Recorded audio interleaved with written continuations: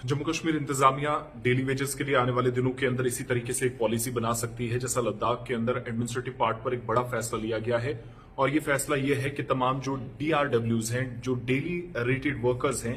जो डीआरडब्ल्यूज हैं या डेली वेजर्स हैं, अलग अलग जुमरों में इनको जो पर डे सैलरीज मिलती हैं उस हिसाब से इनको, और कई सालों तक काम करने के बावजूद भी एक तो नौकरी पक्की नहीं होती, मुस्तकिल पॉलिसी जिसे हम कहते हैं, रेगुलराइजेशन का कोई प्रोसेस नहीं था, उसके लिए एक बड़ा कदम है। और ये क्लियर मैसेज है जम्मू कश्मीर एडमिनिस्ट्रेशन को कि आप भी इसी तर्ज पर कीजिएगा। लद्दाख के अंदर डेली वेजर्स के लिए क्या किया गया है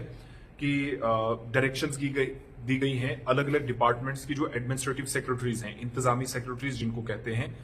उनको एक ऑर्डर निकाला गया है। उस ऑर्डर में क्लियर कहा गया कि उन तमाम लोगों की जिनकी कम से कम 7 साल सर्विसेज पूरी हुई हैं, पहले तो उन पर खुसूसन तवज्जो दी जानी चाहिए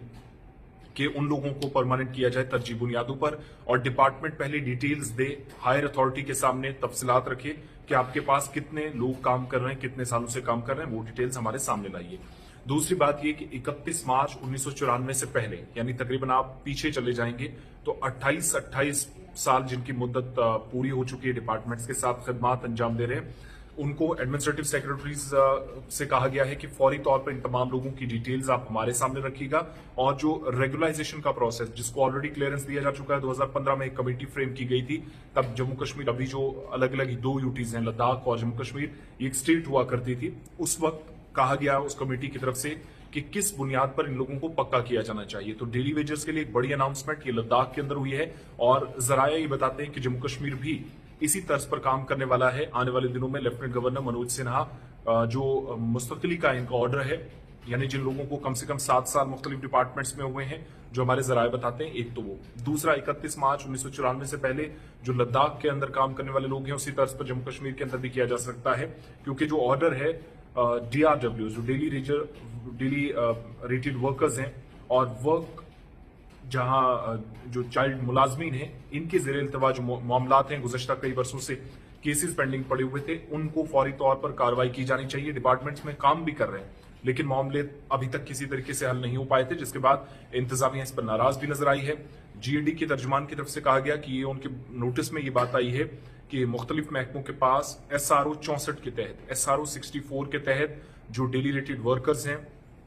वर्क चाइल्ड मुलाजमीन हैं, उनकी रेगुलाइजेशन के मामला पेंडिंग पड़े हैं, रेगुलर अभी तक नहीं हो सके हैं। 7 साल से ऊपर कई लोगों की सर्विसेज, और 1994 से भी कई लोग काम कर रहे हैं, उन लोगों को भी अभी तक परमानेंट नहीं किया जा सका है। 2015 में एक बाख्तियार कमेटी बनाई गई थी रियासती सतह पर, यानी आज तो यूटीज हैं, जम्मू कश्मीर और लद्दाख 2 केंद्र शासित प्रदेश हैं, तो उस कमेटी को जिम्मेदारी दी गई थी कि आप एक प्लान फ्रेमवर्क कीजिएगा जिसमें ये बताएं कि यूनियन टेरिटरी के अंदर, बल्कि रियासत के अंदर उस वक्त कितने मुलाजमीन किस डिपार्टमेंट के अंदर आते हैं, तो वो बताइएगा। उन डिटेल्स सामने लाने के बाद फिर ये अंदाजा लगाया जाएगा कि कितने लोग कितने सालों से काम कर रहे हैं। अब जो पुराने लोग थे,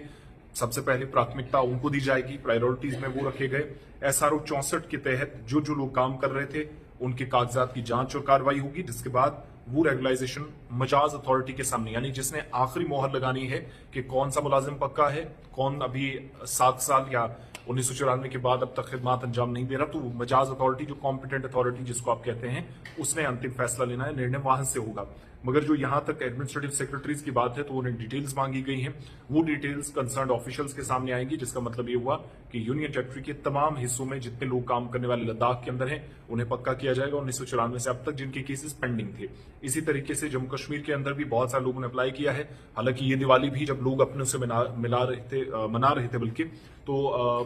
जो जल शक्ति डिपार्टमेंट के लोग हैं वो तब भी सड़कों पर थे, यानी दिवाली को भी एक ब्लैक डे के तौर पर उन्होंने मनाया। तो शायद इससे बड़ा कहीं ना कहीं नेगेटिव मैसेज या इम्पैक्ट एडमिनिस्ट्रेटिव पार्ट पर नहीं देखा गया होगा, या एक तरह से नेग्लिजेंसी, जिसका नतीजा यह है कि मुलाजमीन सड़कों पर है। लेकिन परमानेंट करने के लिए आहिस्ता आहिस्ता पेशरफ्त हो रही है। इधर जम्मू के अंदर भी सूबाई इंतजामिया जो है वो जल शक्ति डिपार्टमेंट के जो नुमाइंदे हैं उनके साथ, बाकी डेली वेजर्स के साथ, एस्टेट डिपार्टमेंट्स के नुमाइंदों के साथ लगातार राब्ते में है, एक मीटिंग्स करके ये पॉजिटिव रेस्पॉन्स सामने आ रहे हैं। और लद्दाख के अंदर ये बड़ा फैसला कि SRO 64 के तहत जो लोग हैं, एडमिनिस्ट्रेटिव सेक्रेटरी से डिटेल मांगी गई है, पुराने सारे के सारे केसेस जल्दी से निपटाकर उन लोगों को पक्का करने और सैलरीज में इजाफा करने की बात कही गई। अब लद्दाख की तर्ज पर जम्मू कश्मीर के अंदर हमारे इंतजामी जराये बताते हैं कि आने वाले दिनों में इसी पैटर्न पर काम होगा। कम से कम 7-8 साल जिनकी मुद्दत पूरी हुई है, एक तो उन पर गौर किया जाएगा जो जराये बता रहे हैं। दूसरा, 1994 के बाद अब तक सर्विसेज दे रहे थे, पक्के नहीं हो सके, फाइलें दफ्तरों में धूल चाट रही हैं, तो उसके लिए भी एक बड़ा कदम आने वाले कुछ दिनों के अंदर लिया जाएगा।